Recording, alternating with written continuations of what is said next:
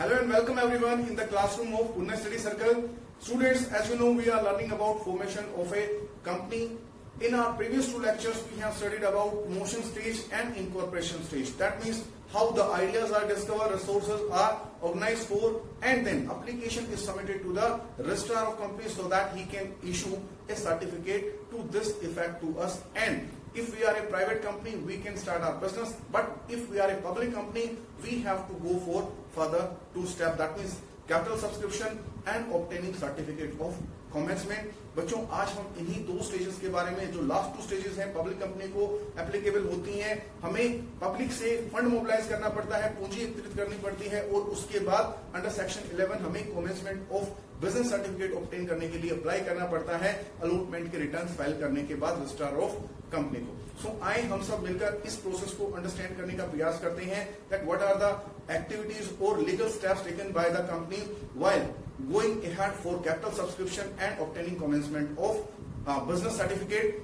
Very first, as you know, the meaning of capital subscription involves all those activities which are required to be performed on the part of public company in order to obtain minimum subscription or minimum amount of capital that is stated in the prospectus required for starting the business and obtaining the commencement of business certificate. Commencement of capital subscription से अभिप्राय हमारे उस stage से है, हमारे उस क्रिया से है जिसमें हमें या तो प्रोस्पेक्टस इशू करना पड़ेगा या फिर हमें statement in lieu of prospectus issue करना पड़ेगा अंडर सेक्शन 17 ताकि हम रिक्वायर्ड फंड मोबिलाइज कर पाए और उस मोबिलाइज फंड के बारे में रजिस्ट्रार को इन्फॉर्म करके certificate of commencement of business obtain कर पाए. That is called capital subscription stage. Here we have to take some legal step like very first we have to either issue prospectus under section 26 or statement in lieu of prospectus. You know what? When company decide to file a statement in lieu of prospectus instead of issuing prospectus to the general public, it has to follow a different procedure as compared to the procedure which is generally followed while we are issuing prospectus under section 26. अगर company के director sure हैं कि वो पहले से जो private institutions हैं, industrial house है, नॉन बैंकिंग फाइनेंशियल कंपनी है या फाइनेंशियल इंस्टीट्यूशंस हैं, उनके थ्रू फंड मोबिलाइज कर पाएंगे, इस दशा में उनको प्रोस्पेक्टस इशू करने की आवश्यकता नहीं होती है. सिंपली वो क्या करते हैं, अंडर सेक्शन 70 एक स्टेटमेंट फाइल करते हैं रजिस्ट्रार ऑफ कंपनी के पास, that is called statement in lieu of prospectus, और अपनी इंटेंशन को एक्सप्रेस करते हैं. इसके साथ ही एक डायरेक्टर्स की कंसेंट होती है that they have purchased the qualifying share और entered into contract with the company to purchase such qualifying share. एक कंसेंट आती है बेटे, एक सहमति आती है डायरेक्टर्स के पार्ट पे कि या तो उन्होंने क्वालिफाइंग शेयर्स खरीद लिए हैं या उन्होंने कंपनी के साथ अनुबंध किया है और उस अनुबंध की कॉपी भी हमें स्टेटमेंट इन ल्यू प्रोस्पेक्टस के साथ फाइल करनी पड़ती है कि वो आने वाले इस निश्चित समय में वो शेयर्स परचेज कर लेंगे. Finally a declaration is to be filed either on the part of directors और company secretary. That first two step, पहले जो दो चरण है ना, दो स्टेप्स हैं जब हम स्टेटमेंट इन ल्यू प्रोस्पेक्टस इशू करते हैं, वो फुलफिल कर लिए. मतलब कंपनी ने स्टेटमेंट भी फाइल कर दी है और डायरेक्टर्स की कॉन्सेंट या कॉन्ट्रैक्ट की कॉपी भी फाइल कर दी है जिसमें उन्होंने जो उनके क्वालिफाइंग शेयर्स हैं वो या तो परचेज कर लिए हैं या उन्होंने प्रोमिस किया है that they will purchase it with in specified time period in the future. अब बात करते हैं जब कंपनी डिसाइड करती है प्रोस्पेक्टस, उस कंडीशन में कंपनी को सबसे पहले एडवर्टाइजमेंट पब्लिश करना पड़ेगा in national newspaper informing public about that they are issuing specific natures of securities, price, banker. Banker means वहां पर हमें किसी कॉमर्शियल बैंक का नेम मेंशन करना पड़ेगा which will be authorised to sales application forms and receive application money from the intended investors. जो भी investors prospectus खरीदना चाहते हैं वो रिक्वायर्ड फीस डिपॉजिट करके बैंकर ऑफ द कंपनी से प्रोस्पेक्टस खरीद सकते हैं. अगर वो इंटेंशन जनरेट करते हैं कि हाँ हमें कंपनी की सिक्योरिटीज को खरीदना चाहिए, तो प्रोस्पेक्टस के साथ जो एप्लीकेशन फॉर्म आता है उसको फिल करके एप्लीकेशन अमाउंट के साथ उसी बैंकर को डिपॉजिट कर सकते हैं. सो सबसे पहले हमें प्रोस्पेक्टस इशू करना पड़ेगा जिसके अंदर कंपनी के बारे में, कंपनी जो प्रोजेक्ट फाइनेंस करने जा रही है उसके बारे में, किस तरह के सिक्योरिटीज उसने इशू किए हैं, कौन बोर्ड ऑफ डायरेक्टर्स हैं और क्या प्राइस है सिक्योरिटी का, कहां हमारी ओपनिंग विंडो है, मतलब कितने समय के लिए और कितने समय के अंदर आप लोग application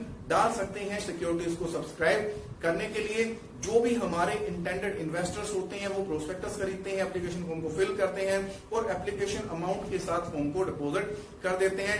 then banker has either to transfer the subscription amount or application amount received from the investors to the company's account, or it has to inform to the directors as if it has not received the minimum subscription as stated in the prospectus.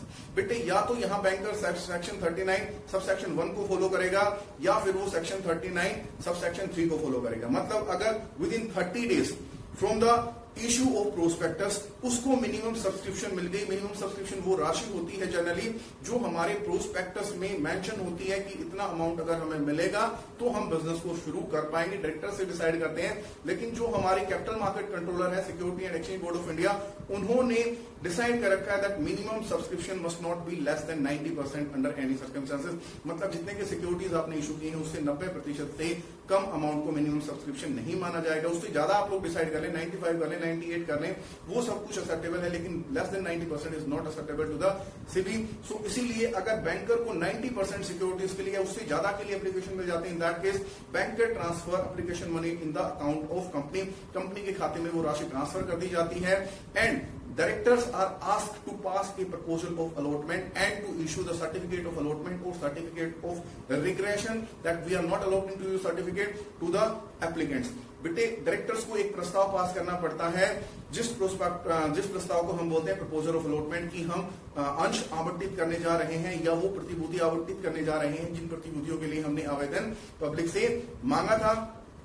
या फिर directors क्या कर सकते हैं, अगर उनको minimum subscription नहीं मिला है तो उनको अथोराइज करना पड़ेगा किसको, बैंकर को, कि विद इन नेक्स्ट 15 डेज, ठीक है, banker must return that money to the concern applicant. उनको वो पैसा वापस कर दे if the company does not take this decision within next 15 days from the closing date of the subscription.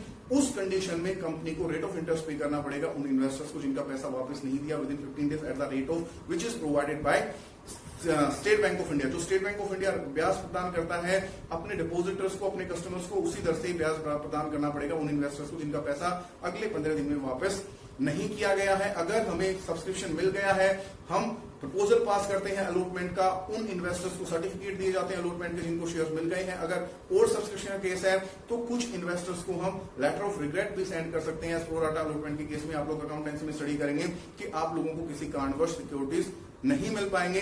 इसके तुरंत बाद हमें क्या करना पड़ता है, जैसे जब हमने प्रोस्पेक्टस इशू किया था तो प्रोस्पेक्टस की भी एक कॉपी हमें फाइल करनी पड़ती है किसको, रजिस्ट्रार को. और यहाँ जब अलॉटमेंट मनी हमारा मिल जाता है, हम प्रपोजल पास कर लेते हैं, तो अलॉटमेंट की रिटर्न फाइल करनी पड़ती है हमें रजिस्ट्रार ऑफ company को, so that he can assure himself that company has received minimum subscription. Now the time has arrived that he must issue certificate of commencement of the company under section 11 and empowering it to start its business. ताकि जो registrar of company है वो company को commencement of business का, व्यवसाय आरंभ करने का प्रमाण पत्र इशू कर सके, उसको एम्पावर कर सके कि अब वो कंपनी अपने व्यवसाय को आरंभ कर सकती है. यहां पर आपको डिफरेंशिएट करना पड़ेगा कि कंपनी जब प्रोस्पेक्टस इशू करती है तो उसे बैंकर अपॉइंट करना पड़ता है. इवन सम सर्कमस्टेंसेस अंडरराइटर क्या होता है बेटे, एक कमीशन एजेंट होता है जो कंपनी को अश्योर करता है कि अगर इन्वेस्टर्स ने आपके एप्लीकेशंस को सब्सक्राइब नहीं किया then in that case I will be subscribe your security to that extent which are not subscribe by the public.